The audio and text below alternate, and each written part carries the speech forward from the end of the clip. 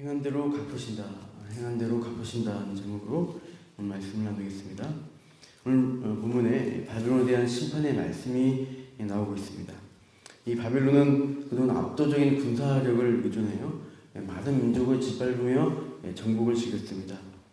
그렇게 타민족을 노력하며 정복하는 것이 마치 타작하는 소의 모습과 같다라고 말씀하죠. 11절 보시면 같이 한번 읽어볼까요? 11절 시작. 나의 소유를 노력하는 자여 내가 즐거워하며 기뻐하고 타작하는 송아지같이 발굽을 구르며 군마같이 온도다 있죠. 타작하는 소아지 같다라고 합니다. 그 짓밟는 행위를 고대 금동에서 곡식을 타작할 때 이제 알곡이 단단한 경우요. 그 경우에 이 타작 마당에 추수한 곡식단을 걸어뒀습니다. 그리고 그 위를 이 소가 발굽으로 밟아서 나달이 떨어질 수 있도록 했던 것이죠. 그리고 이제 이때 일반적으로 소가 떨어진 나달을 주워 먹을 수 있도록 이제 했습니다. 보통 수출에 욕심을 부린 사람은 이 소 입에 망을 씌우겠죠. 망을 씌워서 먹지 못하게 하면서 그렇게 소를 통해 타작하도록 했던 것입니다. 그래서 이런 행동이 정당하지 못하다라고 매정한 행동이라 하면서 신명기 말씀에 이제 망을 주지 말도록 율법에 정했습니다. 사도 바울도 이 부분을 언급하면서 수고하는 일꾼이 그 삭슬 받는 게 마땅하다고 하면서 이렇게 말하죠. 디모데전서 5장 18절에요. 곡식을 밟아 떠는 소의 입에 망을 씌우지 말라 하였고 또 일꾼이 그 삭슬 받는 것이 마땅하다 했느니라. 그러니까 소가 그렇게 타작을 힘들게 하니까 그만큼 먹을 수 있는 배려를 해라 하는 것이고 하나님의 일을 하는 일꾼도 삭슬 받는 게 마땅하다는 말씀을 합니다. 아무튼 이 소가 타작 마당에서 이 곡식단을 사정없이 밟으며 그 나달을 주워 먹는 것처럼 바벨론의 군마가 주변 나라, 특히 남유다를 마음껏 짓밟으며 남유다에서 하는 것들을 노략질하고 참 전리품으로 취했던 것을 묘사하는 것입니다. 이렇게 11절에 나의 소유, 하나님의 소유된 그 남유다를 마음껏 노략했다라고 말씀하시면서 12절 보시면 심판을 말씀하시죠. 그러므로 너희 어머니가 그 수치를 당하리라. 너희를 낳은 자가 치욕을 당하리라. 그러니까 바빌론의 사람들이 어머니이고 바벨론 사람들을 낳은 자는 바로 바벨론 나라 자체, 그러니까 바벨론을 의인화한 표현으로 이렇게 말씀합니다. 그 바벨론이 심판을 받아서 수치와 치욕 당할 것을 말씀하시고 있어요. 그래서 13절에 중간에 보시면 주민이 없어지죠. 그리고 황무지가 그 땅이 될 것을 선포합니다.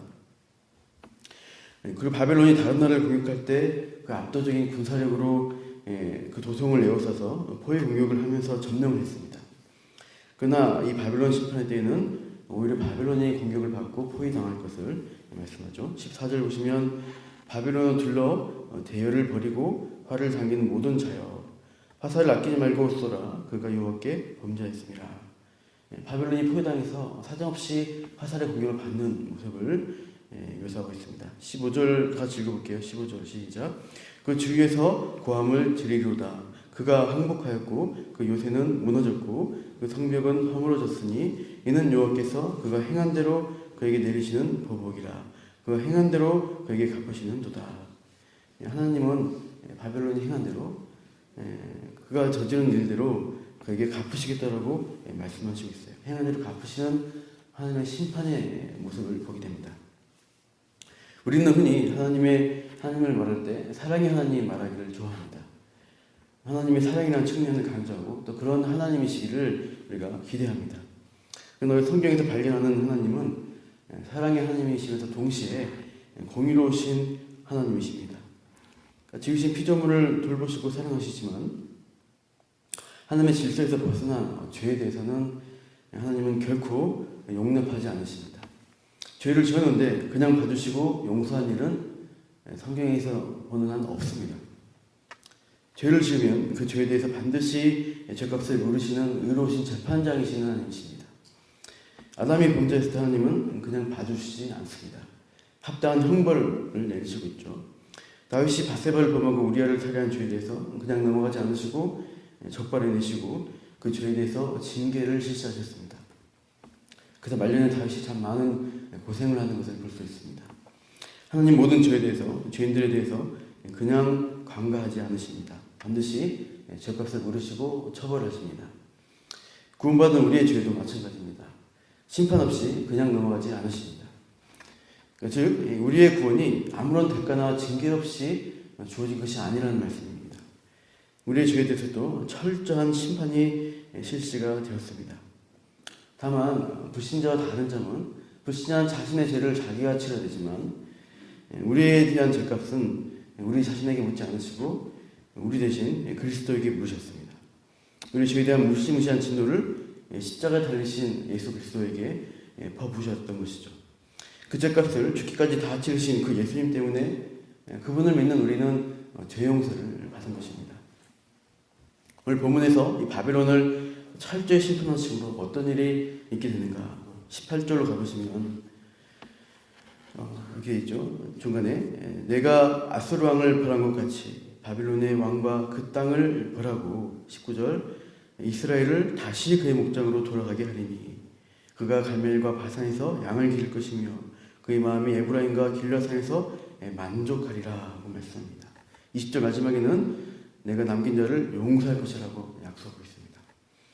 바빌론의 이 죄인의 대표인 이 바빌론의 심판으로 인해서 하나님 백성 이스라엘의 회복이 시작이 되고 있습니다. 그 바빌론의 멸망은 하나님 백성 이스라엘의 구원의 출발점이라는 것을 볼 수 있습니다.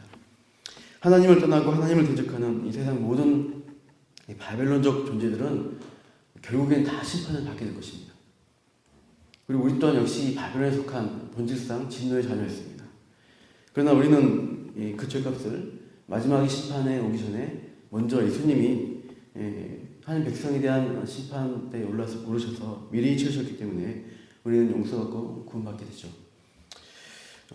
그래서 이 바벨론에 사는 우리가 구원받은 백성으로 이 땅에서 살아가는데요. 그런데 우리가 살아가는 이 바벨론적 세상은 마지막 때가 되면 다 심판받아서 끝이 나게 될 것입니다. 그때 우리는 무엇을 보게 됩니까? 그 바벨론의 심판을 볼 때 요한계시록도 보게 되지만 우리는 완성된 하나님 나라의 서광, 우리의 신랑 되신 예수님이 재림하시고 그분의 영광 가운데 우리가 함께 들어가게 될 것입니다. 그분의 구원, 완성된 나라를 부르면서 우리가 찬양하고 노래하게 될 것이죠.